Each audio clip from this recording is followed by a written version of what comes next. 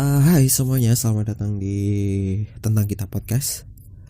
Jadi kali ini aku mau bawain suatu tema pembahasan tentang ajang gengsi dalam masuk universitas. Oh ya, jadi perlu digarisbawahi terlebih dahulu bahwa ini adalah pendapat saya yang bisa saja salah dan mungkin saja benar, seperti itu ya. Jadi kalau ada yang salah ya mohon maaf.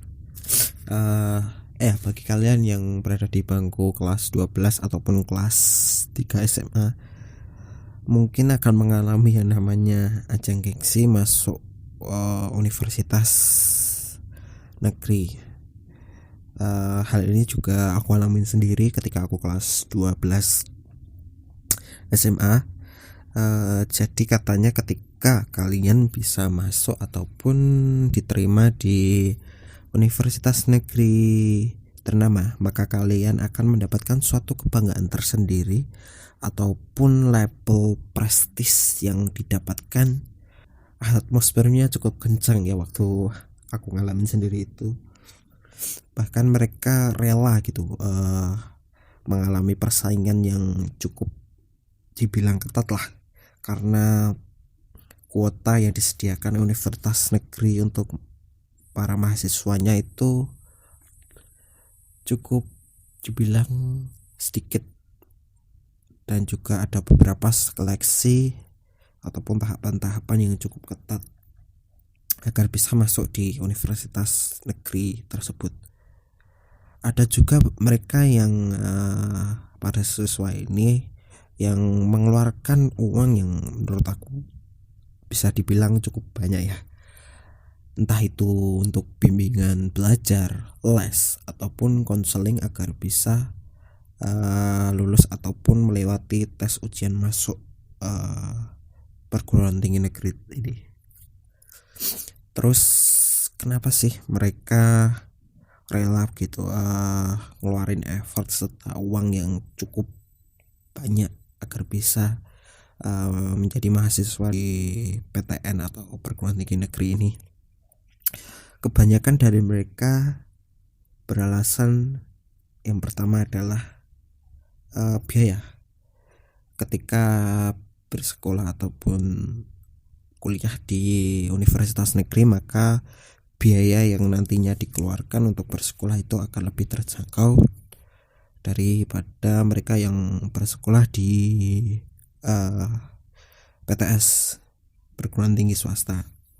Yang kedua adalah ketika mereka lulus ataupun menjadi sarjana alumni universitas negeri ternama tersebut, mereka akan lebih mudah mendapatkan pekerjaan karena mereka ada di balik bayang-bayang nama besar universitas negeri tersebut. Kemudian yang ketiga adalah mutu pendidikan yang lebih terjamin ataupun lebih bermutulah dibanding perguruan tinggi swasta. Dan kenyataannya menurut pendapat aku nih sebagai bisa dibilang riset lah, kenyataannya yang pertama tadi ya, kita bisa bilang bahwa biaya yang dikeluarkan ketika kalian berada di perguruan tinggi negeri itu akan lebih terjangkau. Kenyataannya ada sebagian perguruan swasta ataupun universitas swasta yang memiliki biaya kuliah yang bisa dibilang sama dengan perguruan negeri tinggi negeri. Ya bedanya nggak beda jauh lah sama yang negeri. Bahkan nih ada sebagian universitas swasta yang bisa dibilang lebih terjangkau loh malah dibanding negerinya, universitas negerinya. Ada juga beasiswa yang diberikan oleh perguruan tinggi swasta kepada mahasiswanya yang berprestasi. Nggak beda jauh juga sama perguruan tinggi negeri. Ya, nomor 2 adalah ketika mereka lulus ataupun menjadi sarjana alumni universitas negeri tersebut, mereka akan lebih mudah atau lebih mudah diterima di dalam pekerjaan ataupun di perusahaan. Namun kenyataannya nggak ada universitas negeri sekalipun yang berani menjamin alumninya langsung bekerja. Yang perlu digarisbawahi di sini adalah langsung bekerja ya. Jadi nggak menunggu ataupun nganggur dulu gitu, nggak, jadi langsung. Ini pengecualian ataupun berbeda kasus ketika kalian bersekolah di universitas kedinasan, karena universitas kedinasan itu di bawah wewenang kementerian, jadi kalian langsung bisa bekerja di fokus bidang kalian. Kalau untuk sementara ini yang menurut aku dengar dan aku riset sih belum ada yang berani langsung menjamin langsung bekerja gitu. Untuk saat ini menurut aku sih belum ada. Bahkan kita bilang aja UI, UGM, UTB itu gak menjamin alumninya bisa langsung bekerja. Itu menurut aku sih, aku belum pernah dengar gitu. Bahkan data dari statistik BPS tahun 2016, 60-70% sarjana di Indonesia yang jumlahnya sekitar 695.000 itu mereka nganggur ataupun tidak bekerja ataupun sedang mencari pekerjaan, yang di dalamnya juga ada mahasiswa dari ataupun sarjana dari universitas ternama seperti UI, UGM dan juga ITB. Jadi di sini yang perlu digarisbawahi juga adalah ketika kalian melamar pekerjaan, nggak ada jaminan alma mater kalian itu menjamin kalian langsung bisa diterima di perusahaan tersebut. Terus apa gunanya suatu perusahaan meng-hire ataupun mempekerjakan seorang ahli psikologi untuk bekerja di divisi HRD kalau bukan untuk mengetes calon pekerjanya seperti itu. Jadi ini menurut pengalaman aku juga sih, ketika kalian hendak mencari pekerjaan, maka kalian gak akan pernah ditanyain apa alma mater kalian, sekolah di kalian di mana. Mungkin ditanyakan, tapi mereka akan lebih menitik beratkan kemampuan kalian. Jadi di situ nanti ada tes-tes yang perlu kalian lalui agar bisa masuk di suatu perusahaan tersebut. Jadi kemungkinan besar nama besar universitas negeri kalian tidak akan membantu di sini. Yang lebih membantu adalah kemampuan kalian, seberapa besar kemampuan kalian yang dibutuhkan oleh suatu perusahaan tersebut. Perusahaan juga akan mikir ketika kalian nggak mempunyai kompetensi ataupun kemampuan di bidang yang mereka butuhkan, mereka akan menolak ataupun lebih memilih mereka yang memiliki kemampuan meskipun mereka bersekolah di universitas ternama, karena ya skill mereka ataupun kemampuan lah yang lebih diperlukan daripada cuma nama besar suatu perguruan ataupun lulusan ataupun alumninya. Jadi ya menurut aku ini cuma mitos yang ya perlu diluruskan seperti itu. Terus kemudian adalah mutu ataupun kualitas pendidikan yang lebih terjamin ketika kalian berada di universitas swasta. Oh ya, di sini bukan berarti saya menjelek-jelekan universitas negeri terus membaik ataupun mengunggul-unggulkan negeri swasta, enggak. Saya di sini hanya aku cuma mau memberikan pendapat saya sendiri, karena menurut aku banyak yang memiliki salah persepsi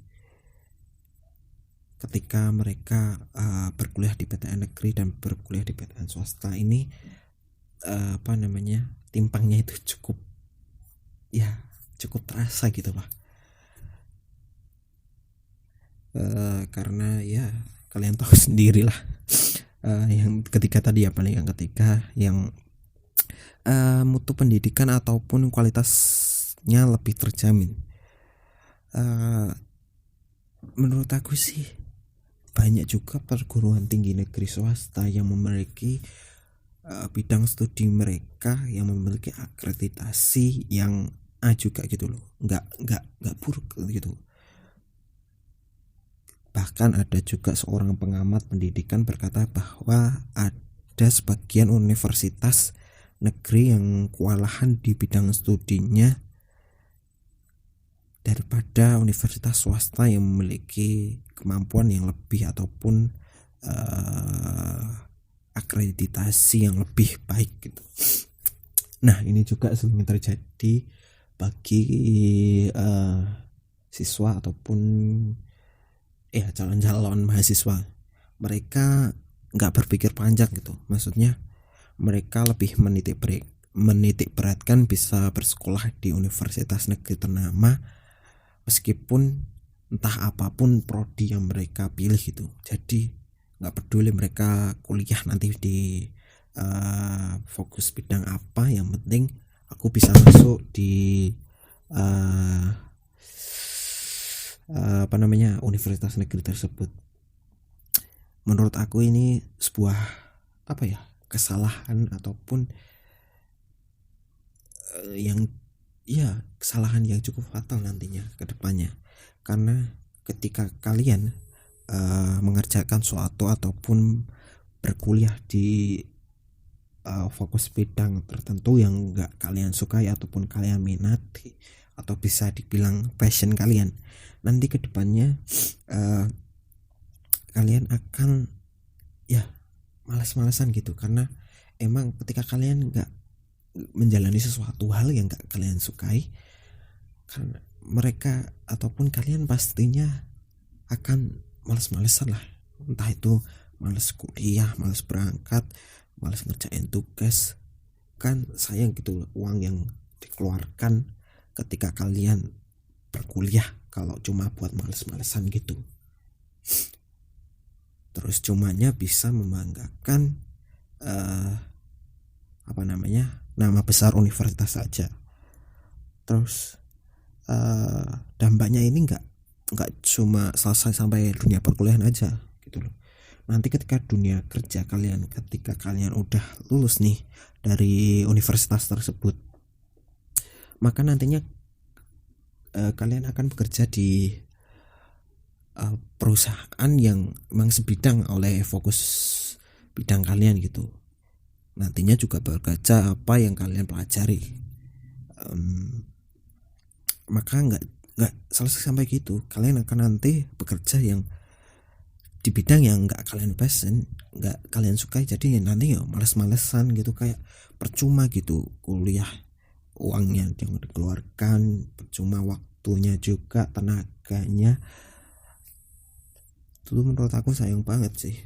Terus kalau kalian mencoba untuk cross gitu, maksudnya mencari pekerjaan yang di luar fokus bidang kalian, nantinya juga sama yang udah aku sampaikan tadi, kemampuan kalian yang nggak mencukupi karena perusahaan lebih menitik beratkan kemampuan daripada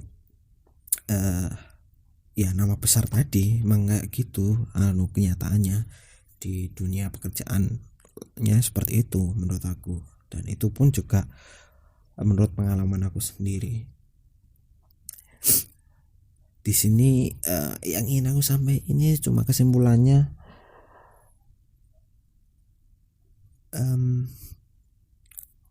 nggak perlu ataupun nggak apa-apa nggak sekolah di universitas negeri ternama.